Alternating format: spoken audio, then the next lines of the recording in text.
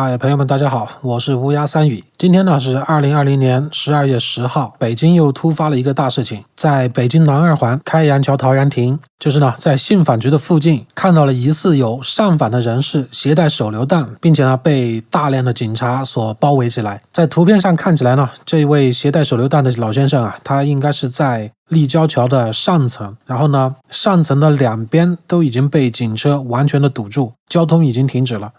那还能看到有大批量的警察已经成一个半圆形的圈，把当事人包围在其中，但是呢他们保留了足够的安全距离，似乎呢是在努力着进行一些沟通。在另外一个图片上，我们还看到在远一些的地方呢，狙击手已经就位。对于这样静止的目标，再加上那么近的距离，一枪毙命那是毫无疑问的，那就看沟通的结果了。当然我也衷心的希望最后没有开枪，并且呢这位老先生能够冷静下来，平安的离开这个地方。在这里呢，我就想提出一个疑问：人民上访何罪之有？人民上访呢是宪法赋予每一个公民的基本权利，并且呢，国务院也制定了信访条例，上边已经明确说明了，任何组织、个人不得打击、不得打压、报复、迫害上访人员。然后下边这个视频呢，是发生在2018年。那个警察，大家请记住他的脸，日后我们一起把他送上人民的审判台上。别人的房间吗？敲你们没有？告诉你派出所的了。你敲门就是你敲门，我就要开门吗？当然了。为什么？派出所的检查。现在是几点？几点都可以。你告诉我现在是几点？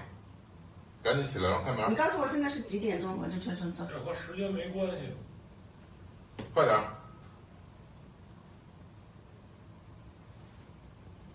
听到没有？说一下警号、姓名。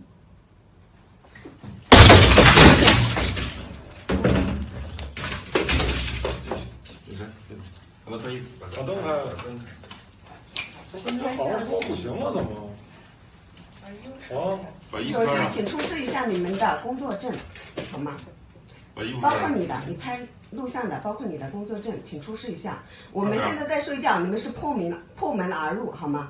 不管你们有任何的理由，首先我犯了什么罪？你怀疑我们是杀了人，还是放了火？我告诉你啊，你说。现在我让你穿上衣服跟我出去，回派出所接受调查。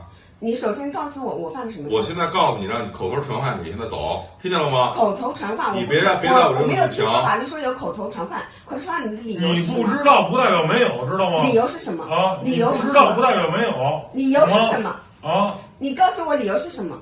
快点。理由是什么？你起不起？因为我觉得你们是坏人，你们是骗子，因为只有坏人才会大半夜的破门而入。你起不起？你要怎样打我吗？你不起我就强行带你走。你是不是要打我？你不要让大家都不好看。不对的，我们犯什么？是谁不好看？现在是谁不好看？快点！我们在睡觉睡好好的，我们去招惹谁了吗？我们招惹谁了？招惹你吗？我去你家闹了吗？啊？警察让你们开门临检，为什么不配合？临检，你说嘛？你要检查，我刚才是不是问你了？你要检查什么？来京目的。来京目的，随身物品。我看看天安门不行吗？我来检查啊。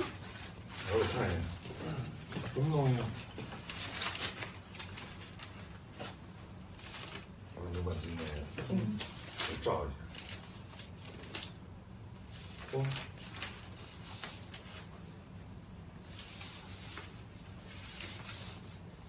来，起床。你们说嘛，有什么问题你在这我都可以回答你。你要问我现在都可以。你现在跟你好好说，配合我们。我也是好好说，但是我请你们理解一下，如果说半夜2点钟有人去你家，你开心吗？我告诉你啊，我们不是普通人，人民警察有执法权的。人民警察是不是为了人民服务的？我现在你作为一个公民，你应该配合民警，明白吗？我是很配合的。你不要跟我现在在执行公务，听明白了吗？我们是很配合的。我跟你说的很清楚。你怎么配合的？好了，我想问一下，你要带我去哪里？派出所。是哪里的派出所？新街口派出所。就是这里的是吗？对。需要多久？去了再说。我现在要告诉你多久？每个嫌疑人我都告诉我什么时间能走啊？我怎么知道你什么时候能走啊？我谁知道这是哪里的事儿啊？我是嫌疑人。口头传唤，你再告诉你。口头传唤也有个理由传唤吧？什么理由？我告诉你啊，你现在就涉嫌妨碍公务了，已经。我怎么？你说我犯什么法了？你说。对啊，是不是你也有理由告诉我我犯什么事情呢？我们来北京旅游了。我告诉你啊，现在你配合我起床回派出所接受调查，你不配合我，非别的我用强，听明白了吗？不要让我知道强制传唤你。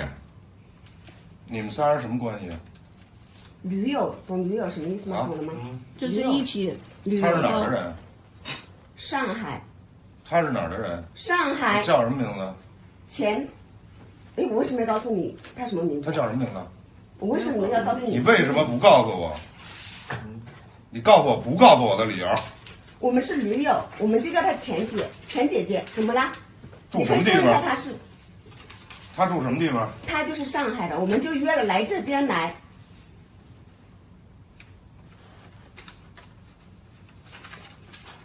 对于上访这个事情啊，如果法律有用的话，如果我报警能解决问题的话，那谁会去上访？如果能够在自己的家乡有尊严的在法庭上边就把事情解决了，那么谁也不会愿意要跑几千公里路到北京，是吧？要花很多的路费，那还要去应付那些路上可能会来拦截你的这些地方警察，那谁也不会想去上访的，对吧？但是呢，中国的司法腐败这已经不是一个新鲜的话题了。许多地方上的公安局啊，它可以让你立不了案。很多时候啊，当不法侵害发生了以后，报警可以出警，但是呢，继续调查的话，公安局可以找出很多理由来不予立案。一旦不予立案的话，你这个司法程序就走不下去了。你去法院告的话，法院也并不受理。在中国啊，像这样权力集中式的司法体系里边，就非常容易滋生这样的问题，因为官官相护，或者是一些底下看不见的利益勾结。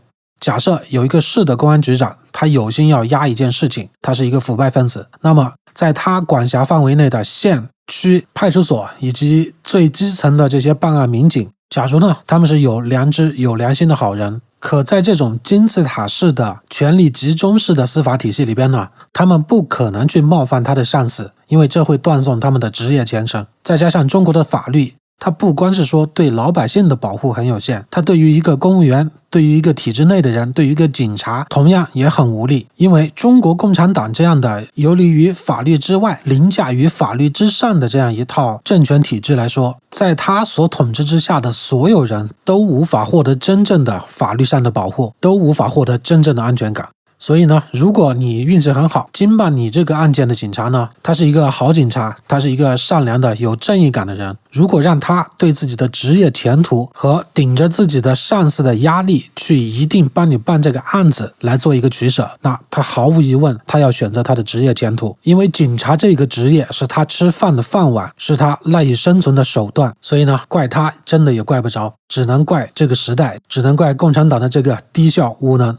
当你蒙受了冤屈，当你求告无门的时候，那到上一级的部门去上访，去上一级的部门告状，这是你唯一可以选择的路。但是呢，在这些官员的眼睛里边啊，上访这个事情那可就是一粒沙子，眼睛里边可是绝对容不下的。因为他们觉得上访这个事情啊，是让自己的官位、自己的职业生涯受到了挑战，所以呢，他们自然的会用他们所能动用的一切力量去阻止上访的发生，从源头上就阻断了这样让自己乌纱帽承受风险的行为。信访的制度啊，作为人民最后的底线，如果这条路都给阻断了的话，那接下来报复社会的情况就即将要发生。像今天北京发生的这个事情啊，我们看图片上的老先生怀抱一颗手榴弹，你说如果人没有被逼到绝处，他能做这样的事情吗？他能够抱着一颗手榴弹来到这里，就说明他已经做好了一个必死的决心。但是呢，他并没有试图直接去报复给他带来痛苦的地方的官员，他仍然对这个国家抱有一丝希望，仍然对共产党抱有一丝希望。他觉得他来到这里抱着一颗手榴弹能够引起大家的关注，这样的话就能让更上层的官员注意到他现在所承受的痛苦，他所面临的无法解决的问题。真是可叹啊！中国有那么善良、有那么讲道理的老百姓，他抱着必死的决心，只为了是给自己讨回一个公道，讨回一个说法，而不是说直接去弄死那个给他带来痛苦的人。在这种情况下，你们还要架起一个狙击枪去对着这样一个无助的老人，如果今天平安无事的过去了，那还罢了；如果他真是被这个狙击手给打死了，那么这个狙击手以及那个下达了狙击命令的长官，你们一定会被人民清算。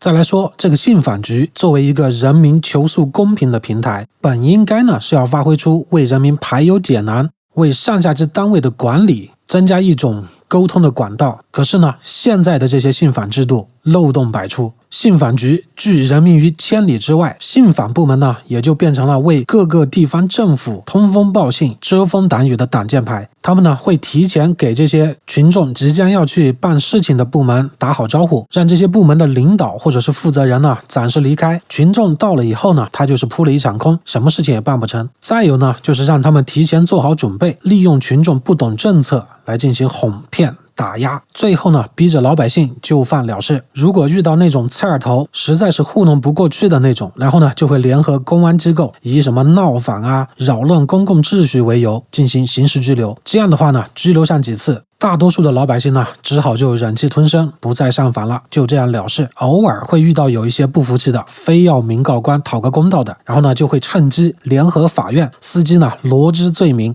再给你判上几年，让你有冤无处伸。加上这几年啊，共产党对自己的统治地位是越来越不自信，在这个维稳上边呢，每年的开支逐年增多。很多地方呢，他们就借维稳之名来打压上访者，干扰司法、违法行政，这样呢，就进入了越维稳越不稳的死循环当中。在今天发生事情的这个国家信访局门口啊，那个是一年四季抓上访群众的事件屡见不鲜。这个呀，是因为中央政府他放任地方政府来到北京，在国家信访局门口去抓人，是他们放任的。也可以这么说，中国的中央政府变成了违法犯罪分子最后的那个保护伞。正因为这个原因呢，造就了很多地方官员对于上访人员的一段经典台词。别说你告到了中央，你就算告到了联合国，我也不怕你。最后呢，还得转回来由我地方来进行处理。所以啊，这个事情就是爆发社会性的泄愤事件以及报复社会的这样公共安全事件的真正源头。